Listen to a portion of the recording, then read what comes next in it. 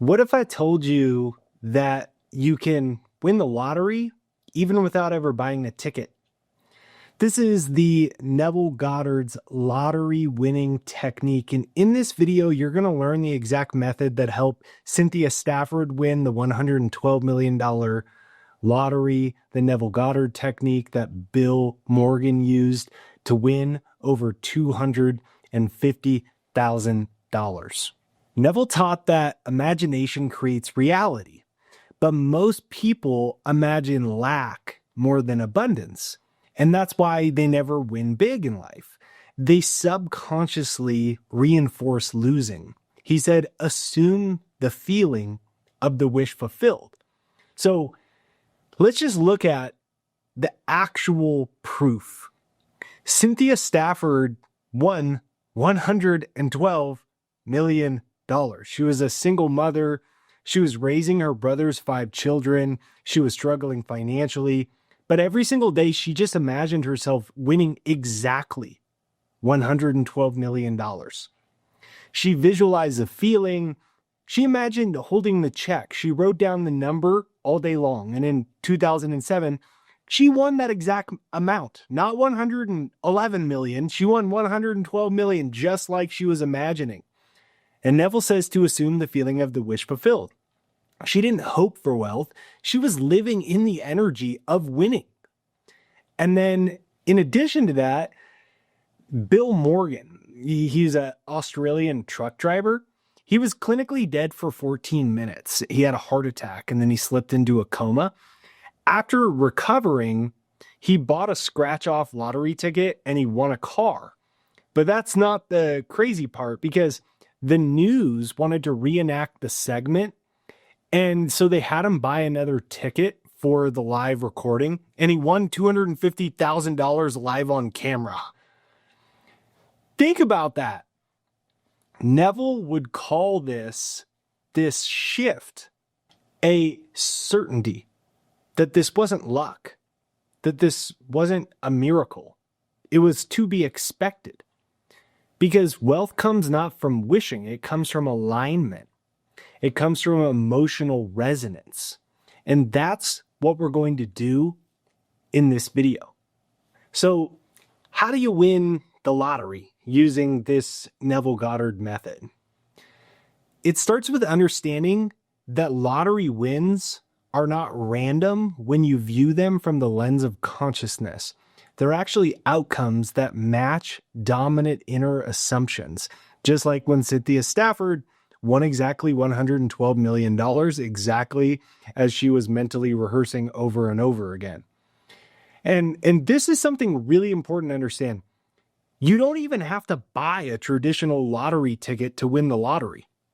I have to be real with you.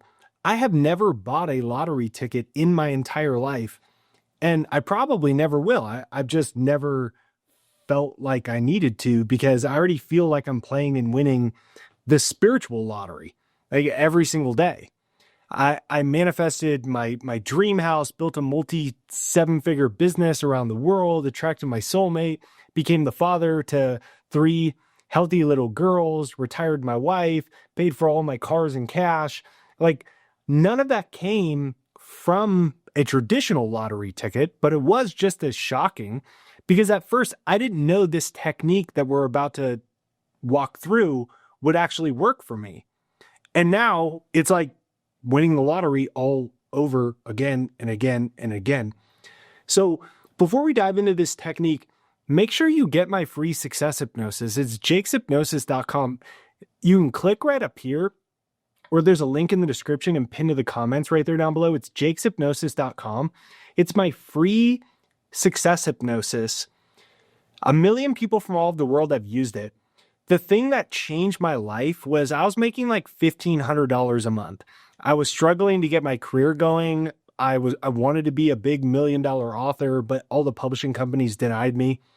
And I made a very specific success hypnosis for myself.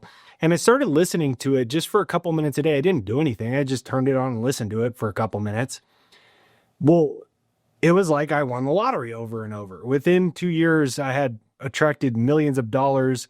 My book started selling like crazy. I got a book deal with Penguin Random House, the #1 English publishing company in the world, for multiple books. They got translated into other languages, and it's free. It's jakeshypnosis.com. You can get that and start to use that to train your subconscious to live in this state of constantly winning. Now, let's start off with step number 1, and that's to choose the winning outcome. So you want to be precise, not just like, I want to win the lottery. Instead, you want to paint the scene that's so real, your subconscious actually believes that it's already happened. Like, I have won the $5 million lottery. I'm holding the check. My family is celebrating. I'm abundant. I'm free. Or just like Cynthia was doing. Your mind needs details for anything to manifest, whether it's a relationship or whatever, right? Cynthia didn't vaguely hope. She locked into a super specific number, $112 million. She wrote it down every day. She visualized it. She imagined herself holding that check. She was feeling the shock and the joy. And then she won $112 million, not 110, 112. Like, think about that. That's the power of being specific. You're not just setting a vague goal. You're impressing a reality, a specific reality onto your subconscious mind. And when that picture is sharp, then the outer world conforms to it.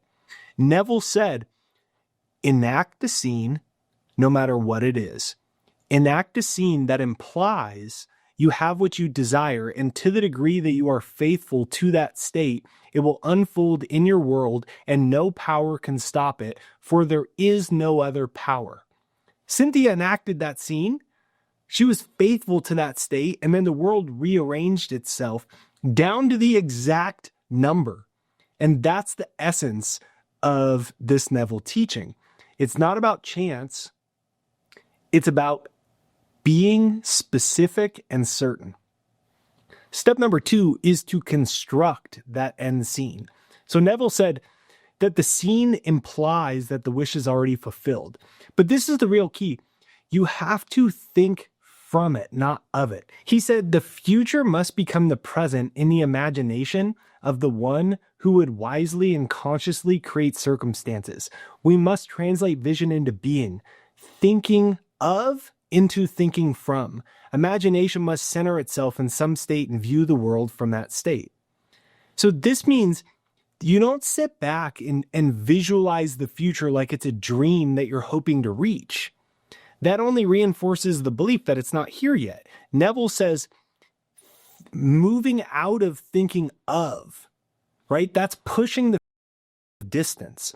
Instead, you have to think from the desire, as if it is already done. You step into the scene, you feel it, you own it, you can smell it. You're literally there. You are thinking from it. You're describing from it. Like maybe it's calling your best friend, you're crying tears of joy. Maybe it's sitting with like your financial planner. Maybe it's checking your bank balance after a direct deposit hits. What I would do is I'd turn on my success hypnosis and I'd replay 2 specific scenes. First, when I was getting my book career going, I would replay a scene of walking into Barnes & Noble and seeing my books next to Wayne Dyer's. My last name's Ducey, his is Dyer, alphabetical, same genre of books. So I would imagine walking in and seeing it there, picking it up. Holy cow, next to Wayne Dyer, this is crazy. And I would just replay that over and over again. And then once I launched my YouTube channel, I replayed the scene where I would shake the mouse of the computer, refresh the browser, and holy crap, I just got like 200,000 YouTube subscribers out of nowhere. My videos just randomly started going viral. And I jump up and down, and then I go run, and I go tell my wife, Ashley, you won't believe it. And I would just replay those 2 scenes. That's what it means to think from it. So one thing that you could do that's really cool, you could do like improv acting in your living room, which is like actually pretty funny, where you literally enter the character of the event and act it out as if it's happening now. So you can do this alone, or you could do it with someone, like with a friend, a romantic partner, and you just make it your goal to never break character. And if you break character, then you got to start over and you got to do it again, just like you're improv acting the scene of the desired future outcome. So whatever it is, you're not hoping for it, right? You be the person who already experienced it. The emotional difference between thinking of and thinking from seems small, but it's huge. It's recalling a memory versus daydreaming about something that may not happen. That is the shift. Step number 3 is to enter the state akin to sleep, or what Neville calls SATs. And this is really like the cornerstone of his teachings, and it's easy to misunderstand. So the best time to impress a subconscious is when you are deeply relaxed, like when you're in a drowsy state between waking and sleeping. And that's what Neville calls the state akin to sleep. It's not just a technique, though. It's actually a gateway. And when you're drifting off to sleep, your critical mind weakens. So your subconscious becomes more impressionable. And that's why Neville said, quote, "You change your future best when you are in control of your thoughts while in a state akin to sleep, for then effort is reduced to its minimum." Each night, instead of letting random thoughts just pull you into sleep and drift your awareness, you want to focus on your imaginal act and replay it in first person as if it's happening now. You want to see it, you want to hear it, you want to feel it, you want it to be real. Now, you actually will dream about it a lot of times. So you're imagining you're holding the winning lottery ticket. You feel it. You're jumping up and down. You're calling someone to celebrate. You hear the joy in their voice. You're running up and down like I was refreshing my mouse and my videos went viral. You're in your new home. You can smell the new paint, right? Your job is to experience that event. And what I would always do is before I go to sleep, I turn on my success hypnosis and I just let it play while I sleep. And I would just let it play all night because your subconscious can hear even when you're not consciously aware of it. So while I would let it play, that's when I would practice entering the states as I would fall to sleep. Now, the most important thing is to just let yourself fall asleep in that state. Neville says your assumption to be effective cannot be a single isolated act. It has to become a habit of thought. So you're not tricking your mind, you're actually training your mind. And when you do this correctly, it actually becomes a default state. Your subconscious accepts it as a truth, and then you live it out in your waking hours. It becomes like a training ground where you can speed up the reprogramming of your subconscious. So if you want, you get my free success hypnosis. It's jakeshypnosis.com, where you can click right there, get it in the link in the description, and pin to the comments down below. Now, step number 4 is probably the most important. It's to let go. Neville really warned us.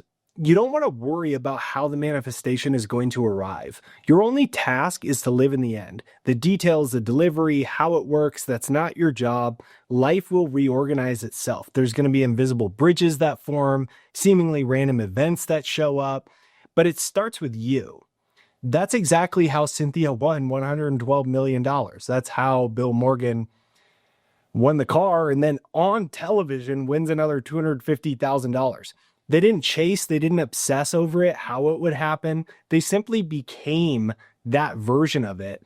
So then they weren't even worried about when it was going to happen because they already felt like they were living in it. But this is the thing that most people miss. Manifestation isn't about addition. It's actually about subtraction. Neville taught that we must translate vision into being, moving from thinking of to thinking from. And he said, this is a quote, manifestation isn't about addition, it's about subtraction. It's about letting go of our necessary rational thoughts to such a degree that our inherent level of abundance, a deeper part of what we are, is allowed to clearly show itself.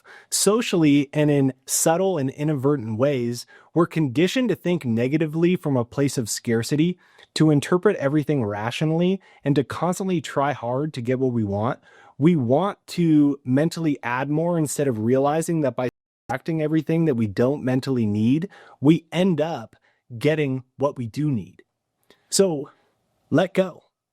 Let go of the when, let go of the how, the constant evaluation of like, is this working? I don't know. Is it working? That's just the noise. And subtraction clears the path for reality to catch up with your imagination. Because when you live in the end and you trust the process, all the puzzle pieces come together for you. You don't put them together. They come together for you. So here's what I invite you to do tonight. Create your scene. Feel it vividly. And then repeat this for 30 days. Because your imagination is a spiritual technology for selecting outcomes. That lottery win, if you can feel like it's already real, it will come. Your dream house, if you feel like it's already real, it will already come. Being a published author, it will come. Whatever it is, it will come. And that is the cornerstone of what Neville taught us. So this is Jake with JakeDucey.com. You can click here to watch a Neville Goddard video of mine. And if you haven't yet, be sure to get my free success hypnosis, jakeshypnosis.com. It's pinned in the comments and in the description down below. If you enjoyed this video, give me a comment down below that says, my imagination creates reality. My imagination creates reality. And if you haven't yet, consider hitting the subscribe and bell notification to get notified for new videos. Here's the other Neville Goddard video you can watch now.